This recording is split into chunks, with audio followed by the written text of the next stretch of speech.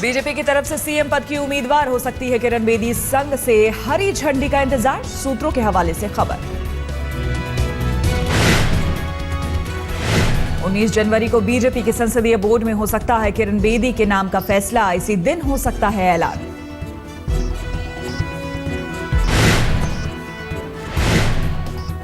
दिल्ली विधानसभा चुनाव में बीजेपी का चेहरा होंगी किरण बेदी। प्रचार समिति की भी सौंपी जा सकती है कमान। आज तक से खास बातचीत में बोली किरण बेदी, उठाने को तैयार हूं कोई भी जिम्मेदारी।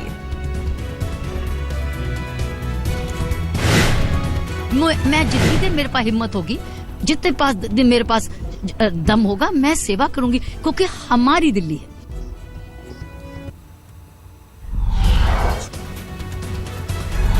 किरण बेदी ने केजरीवाल के खिलाफ चुनाव लड़ने का किया इशारा। आज तक से खास बातचीत में बोली, पार्टी जो कहेगी वो करूंगी। नई दिल्ली कॉन्स्टिट्यूएंसी से आप अगर बीजेपी आपको लड़ाती है, आप लड़ेंगी? मैंने कहा ना, कुछ अनाउंसमेंट्स उनकी हैं पार्टी की। Let it come, let's wait for that. Kiran Bedi ने केजरीवाल पर साधा निशाना। आज तक से एक्सक्लूसिव बातचीत में बोली, नकारात्मक राजनीति कर रहे हैं अरविंद। ये है पुरानी राजनीति, ये है नेगेटिव राजनीति। जो नेगेटिव होती है वो एनर्जी खाती है, पॉजिटिव जो है वो एनर्जी बढ़ाती है। आज तक से खास बातचीत में किरण बेदी ने की मोदी सरकार की जमकर तारीफ। कहा, उदय हुआ है देश का नया भाग्य।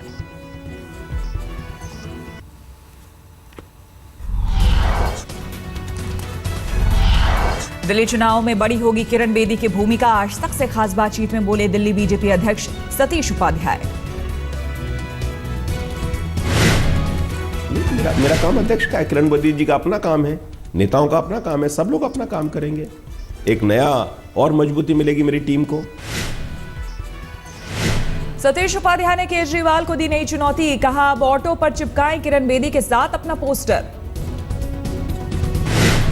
इसमें कोई चेहरे का सवाल नहीं है। पार्टी ने पहले ही कहा था, अभी भी चेहरा कोई भी लड़ेगा। किरण जी को भी आप चाहे कुछ भी भूमिका दे दीजिएगा। चुनाव तो जो मोदी जी के लीडरशिप है, उस लीडरशिप में ही चुनाव होना है पूरे देश के अंदर। आज तक से खास बातचीत में सतीश उपाध्याय का केजरीवाल पर हमला। बोले, झूठे हैं आपके संयोजक। किरण बेदी की तारीफ में बीजेपी ने पढ़े कसीदे। संबित पात्रा बोले, सामाजिक और प्रशासनिक मुद्दों पर उन्हें लंबा अनुभव। इसलिए क्योंकि किरण बेदी अपने आप में केवल एक महिला नहीं है, वो एक संस्था है, वो एक इंस्टीट्यूशन है। चाहे महिला सुरक्षा का विषय हो, चाहे एडमिनिस्ट्रेशन का विषय हो, चाहे महिला सशक्तिकरण का विषय हो, सभी विषयों को वो अपने साथ लेकर पार्टी में आई है। आज किरण बेदी के भव्य स्वागत की तैयारी। बीजेपी मुख्यालय में शाम 5 बजे होगा कार्यक्रम।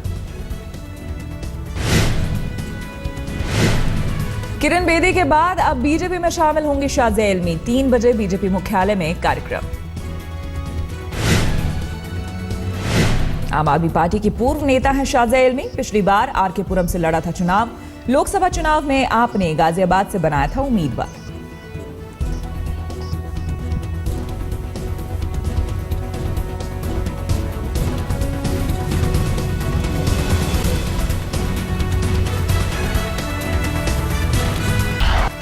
किरण बेदी को लेकर आम आदमी पार्टी का हमला। कुमार विश्वास बोले, बीजेपी ने मुझसे भी साधा था संपर्क।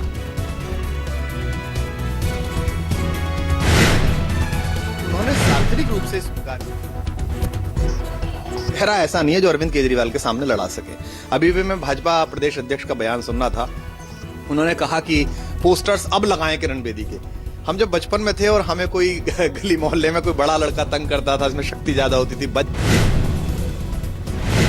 जयचंद वाली टिप्पणी पर कुमार विश्वास की सफाई। कहा, कविता लिखी थी। कल विश्वास ने किरण बेदी को बताया था जयचंद। बीजेपी पर कांग्रेस ने भी साधा निशाना। कहा, अवसरवादी है किरण बेदी, उन्होंने अन्ना को भी दिया धोखा।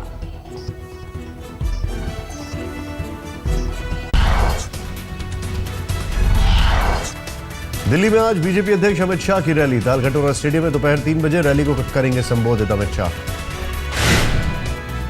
दलित वर्ग को लुभाने के लिए बीजेपी ने बुलाई है रैली। दिल्ली में पार्टी के दलित चेहरा उदित राज भी होंगे रैली में मौजूद।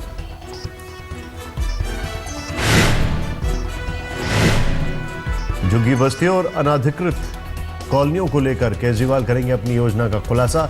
शाम 4 बजे त्रिलोकपुरी में केजरीवाल का दिल्ली डायलॉग कार्यक्रम। झुग्गी बस्तियों को लेकर बीजेपी ने खेला है दांव। 2022 तक पक्के मकान का पीएम का वादा। 5 साल में झुग्गी फ्री दिल्ली बनाने का वेंकैया ने किया ऐलान। पटना में आज पूर्वी क्षेत्रीय परिषदों के राज्यों की 21वीं बैठक। बिहार, झारखंड, उड़ीसा और पश्चिम बंगाल के सीएम करेंगे शिरकत। गृह मंत्री राजनाथ सिंह लेंगे बैठक।